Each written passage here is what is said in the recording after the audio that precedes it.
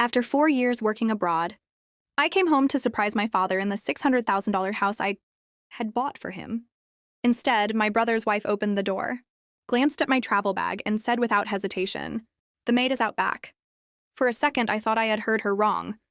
Then I stepped into the backyard. My father was there. The man who had spent 30 years raising us was kneeling beside flower beds, his hands covered in dirt, wearing faded clothes I had never seen before. He looked thinner, older, tired. When he saw me, the watering can slipped from his hand. No words came out. Inside the house, laughter drifted from the dining room, where my brother and his family were entertaining guests in the home I had paid for. I still held the deed. And by 9 p.m., I had already started making calls. My father had never asked me for anything. When I left for Dubai 4 years earlier, he stood at the bus station pretending not to worry, even though I could see it in the way he kept folding and unfolding the same handkerchief in his hands. "Take care of yourself first," he had told me. So I did the opposite. I worked double shifts, skipped holidays, and watched birthdays through phone screens because I wanted the man who had spent his life sacrificing comfort for his children to finally have some peace of his own. The house wasn't an investment. It was a thank you letter written in bricks and concrete. I placed the deed in my father's name and trusted my older brother to help him manage things while I was overseas. At first, the call sounded normal. Then my father began saying less. Whenever I asked about the house, he would quickly change the subject and ask whether I was eating properly or getting enough sleep. I assumed he was protecting me from worry. I never imagined he was protecting me from the truth. Some people mistake kindness for weakness. Others mistake distance for absence. My brother's family had apparently mistaken both. That evening, I said very little. People reveal more when they believe they are safe.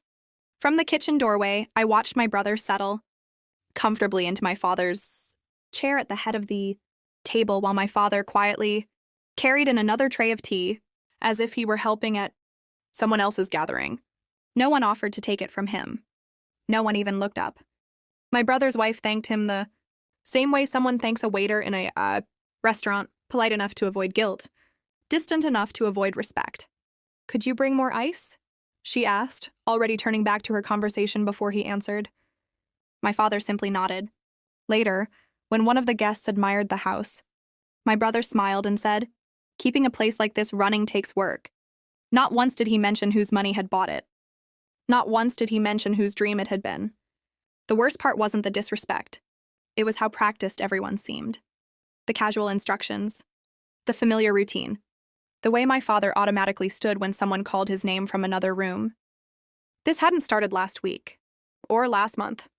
By the expression in my father's eyes whenever our gazes met, I realized something far worse. He had been surviving this for a very long time. The turning point came just after 8:30.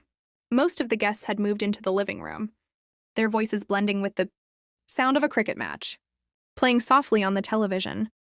My father was collecting empty glasses from the coffee table. As he reached for one near my brother didn't even look away from the screen. "Leave those for now," he said casually. "The floor in the hallway still needs mopping before tomorrow." My father's hand paused for the smallest fraction of a second. Then he quietly nodded.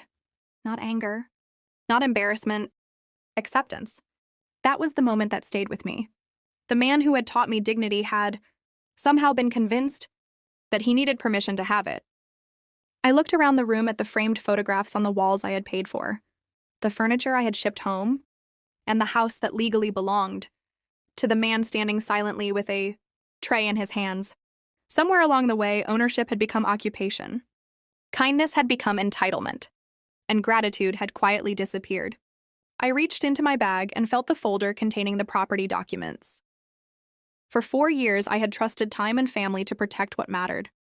That night, I decided to trust paperwork instead. By 9 o'clock, my first call had already been made. I had spent 4 years working in international property management. One lesson had followed me across every contract, every negotiation, and every dispute. Ownership means very little if you stop protecting it. Before leaving abroad, I had been meticulous. The house had been purchased entirely with my savings, and although the title was in my father's name, I had remained the authorized representative on the purchase agreement, insurance policy, utility accounts, maintenance contracts, and security records to help him manage things while I was overseas. At 9:02 p.m., I stepped outside onto the quiet front porch and began making calls. First, the locksmith scheduled for early morning. Then the security company responsible for the alarm, system and emergency contact list. After that came the property management, office and utility providers to update, authorized access information according to the documents already on file. No arguments. No accusations. Just procedures. By the time I walked back inside, my brother was laughing with his guests over dessert. He looked completely at home. That was the advantage of entitlement. It makes people careless. Meanwhile, I sat beside my father and asked him whether he wanted sugar in his tea. For the first time that evening, he looked at me carefully, then he quietly smiled and said, "No, not tonight." Neither of us was talking about the tea. At 6:45 the next morning, the locksmith's van pulled quietly into the driveway. My brother was still asleep. By 8:15, every exterior lock had been replaced. The alarm codes were updated. The emergency contacts were changed. The access permissions attached to the security system now listed only two names: my father's and mine.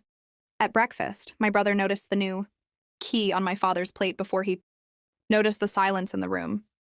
"What's this?" he asked. My father looked at me. I simply slid the property file across the table. Inside were copies of the deed, the insurance records, maintenance agreements, and every document connected to the house. My brother flipped through the pages more slowly with each turn. His wife stopped pouring tea halfway through the motion. "The house belongs to Dad," I said calmly, "and Dad has decided who lives here." No threats followed. No raised voices. Just paperwork and consequences arriving at exactly the same time. An hour later, suitcases appeared in the hallway. By noon, their car disappeared at the end of the street. That evening, my father opened his own front door with his own key. He stood there for several seconds before stepping inside, as if he was finally coming home too. The phone call started before sunset. First came confusion, then outrage, then the carefully worded messages that appear when people realize anger is no longer working. My brother insisted there had been a misunderstanding. His wife said I had embarrassed the family.